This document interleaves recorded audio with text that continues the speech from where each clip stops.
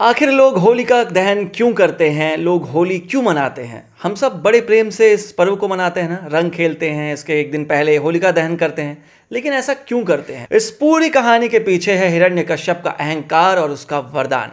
बहुत समय पहले की बात है। असुरों का राजा हिरण्यकश्यप एक अत्यंत शक्तिशाली दैत्य था। उसने वर्षों तक कठोर तपस्या की और ब्रह्मा जी से एक अद्भुत वरदान प्राप्त किया। क्या?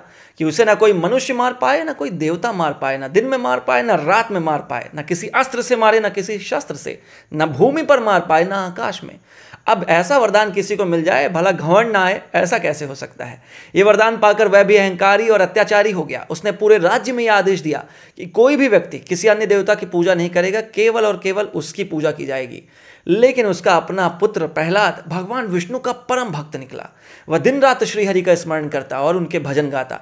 हिरण्यकश्यप ने उसे बहुत समझाया, प्रहलाद मैं ही सबसे बड़ा हूं, मेरी पूजा करो। लेकिन प्रहलाद ने उत्तर दिया, पिताजी सच्चा भगवान केवल श्रीहरि हैं और मैं केवल और केवल उन्हीं की भक्ति करूंगा। इस उत्तर से हिरण्यकश्यप को क्रोध आ गया।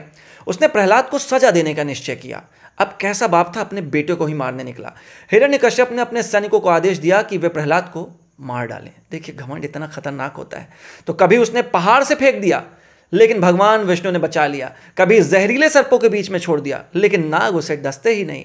कभी उसे गहरे समुद्र में डुबो देता, लेकिन लहरें उसे सुरक्षित किनारे पर पहुंचा देती। प्रहलाद हर बार अक्षत और सुरक्षित रहे। यह देखकर हिरण्यकश्यप की बहन होलिका ने एक चाल चली। होलिका को एक वरदान प्राप्त था, वही होलिका जिन्हें जलाते हैं आप। उन्हें एक वरदान प्राप्त था कि उसे अग्नि में कुछ नहीं होगा, अग्नि उन्हें नहीं जला सकती थी। तो उसने कहा हिरण्यकश्यप से, भैया तुम चिंता मत करो, मैं प्रहलाद को गोद में बैठाकर अग्नि में बैठ जाऊंगी और मैं तो बच जाऊंगी, लेकिन प्रहलाद जलकर भस्म हो जाएगा। तय हुआ कि ऐसा किया जाए। नगर में एक विशाल अग्निकुंड जलाया गया। होलिका प्रहलाद को गोद में लेकर बैठ गई, लेकिन देखिए चमत्कार, भगवान की कृपा देखिए। होलिका तो जल गई, लेकिन प्रहलाद पर एक आंच न आई। प्रहलाद सुरक्षित था। होलिका जलकर भस्म हो गई। अब होलिका के जल जाने के बाद भी हिरण्यकश्यप का क्रोध कम नहीं हुआ, अहंकार खत्म नहीं हुआ। उसने स्वयं प्रहलाद को मारने का निश्चय किया। हिरण्यकश्यप ने प्रहलाद से पूछा, बताओ तुम्हारे भगवान हैं कहाँ? प्रहलाद ने उत्तर दिया, भगवान हर जगह हैं, हर जगह हैं, सर्वत्र हैं। क्रोधित होकर हिरण्यकश्यप ने कहा, इस खंबे में है भगवान? बोला हाँ। तो उसने खंबे को तोड़ दिया और उसी क्षण भगवान विष्णु नरसिंह अवतार में प्रकट हुए। उन्होंने हिरण्यकश्यप को अपनी जांघों के बीच में मारा। अब कैसे मारा? न उस वक्त संध्या थी, न रात, गोधूली का समय था। न भवन में, न बाहर दहलीज में, न आकाश में, न धरती पर, न किसी अस्त्र से, न किसी शस्त्र से। कैसे मारा? अपने नाखूनों से उसका वध कर दिया। इसी प्रकार अधर्म का अंत हुआ और सत्य की विजय हुई।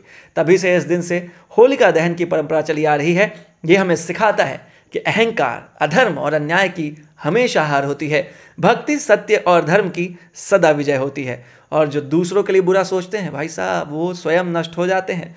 आज भी होलिका दहन के समय लोग लकड़ियों और उपलों का दहन करते हैं और ये संकल्प लेते हैं कि हम अपने भीतर की बुराइयों को जलाएं, सद्गुणों को अपनाएं। क्रोध, अहंकार, लोभ, ईर्ष्या, इन सभी बुराइयों को जलाकर हम अपने जीवन में प्रेम, करुणा और भक्ति को स्थान दें। अगले दिन तो हम सब रंगों का त्यौहार होली मनाते हैं। ये प्रेम और उल्लास का प्रतीक, ये त्यौहार जो हमें सद्भाव भूलकर, ये त्यौहार जो हमें सब भेदभाव भूलकर एक दूसरे को गले लगाने और प्रेम बांटने का संदेश देता है। रंगों से सराबोर होकर हम खुशियों का इजहार करते हैं, गिले शिकवे भुलाकर रिश्तों को और मजबूत करते हैं। रंगों का ये त्यौहार आप सबको बहुत बहुत शुभ हो। आप सबको मंगल कामनाएं। होली की बहुत बहुत बधाइयाँ। जय जय श्री राम। शुभमस्तु।